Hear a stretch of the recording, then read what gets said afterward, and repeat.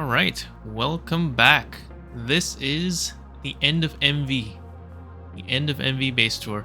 So, 3 has done a lot of work in building this base. I helped here and there, but this is like probably 95+% him. He did the entire roof by himself and it looks great. And our original plan was to build a base on this side of the river for like MV and HV. But now we're kind of rethinking that. We might just go straight to PDIM and just do HV in here as well. Because it's kind of silly to build a base here and then less than 1 age later move to a different dimension. So it was a cute thought to have a base on this side, but I don't think it's gonna happen. Maybe it will. We'll have to see in the next video. But let me give you the tour of the end of MV base. This is our door now. Reappearing blocks from Twilight Forest. We now have a lot of storage, drawers, barrels, Java barrels, chests, and also a logistics request table, so we can just request anything without having to T-search or manually look for things. We've also got these around the base, advanced maglev pylons. They don't need power, and they're quite cheap to make in MV, and they give you created flight in a limited area. So it's pretty nice, we can just fly around, really chill. Anyway, here's the grand staircase. This is the same, but now we have more wings of the building. So up here, we've got a few passive processes. Here's a ruby juicer and also, what is this, iron 3 chloride generator. Over here is the whole polyethylene line from oil, I think is the starting point, maybe? Not sure actually. Yeah, I think it is oil, goes in here. And over here we have the solar grade poly-Si loop to go from raw silicon dust to silicon grade poly-Si dust. Still running off these coke ovens. Maybe we'll do pyrolyze ovens soon, not sure. But this has been sufficient for now.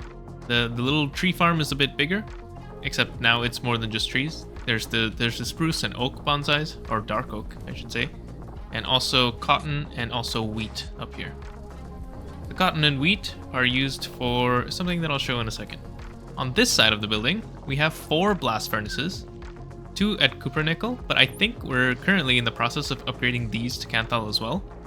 And yeah, 2 Canthal ones. They all run at HV with 2 MV energy hatches each, so they're overclocked and overtiered to HV. We've got a big old super tank of diesel powering it all, and just a big array of combustion gens, which is funny to look at. Down here in the Thaumcraft area, 3 has been doing some Thaumcraft. Oh, I don't know what this is. I've never been down here. What is this? Time wood? I think this is time wood. I don't know. I've never used time wood before, so I don't really know how this works. But I'm led to believe that a tick accelerates non-tile entities like primal shrooms. So these, I guess, would just grow back really quickly. Let me try.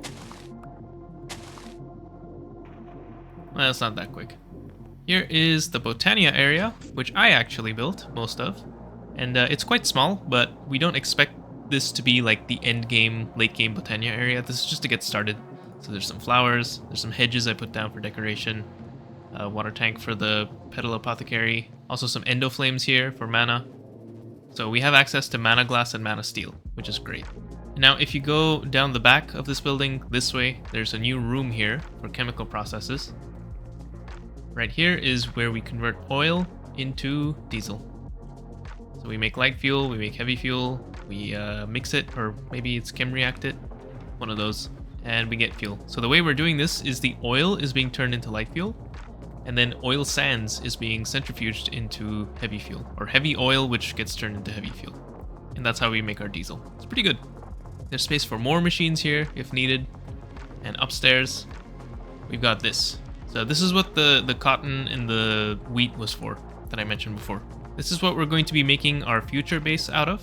So there's cubits. These are made from black wool, I think. Yeah, black wool and stone.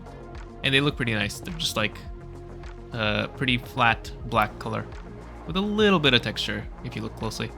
We're going to be using different variants of cubits as well, and we can just chisel between them. So it's pretty chill.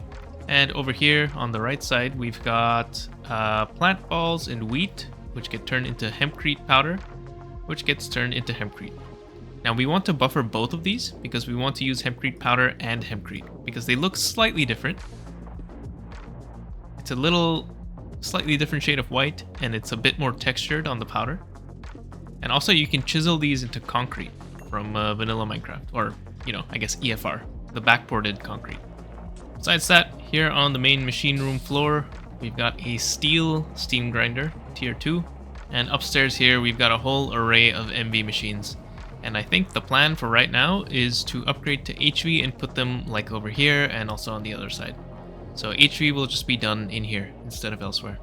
As for gear upgrades, we have some pigment backpacks for fire immunity. We've got mana steel tools. We got magnets, the item dislocators. The maglev harness, of course, for the maglevs. And I don't know where we are with like magic progression, because I'm not really a magic person, famously. But looking at the questline, the whole novice page is basically done, I think. There's red crystal still, which would be useful, but yeah. Besides that, we've also made some HV circuits, and we're on the verge of making some stainless steel. But that should be done really quickly, and once that's done, we will be in HV.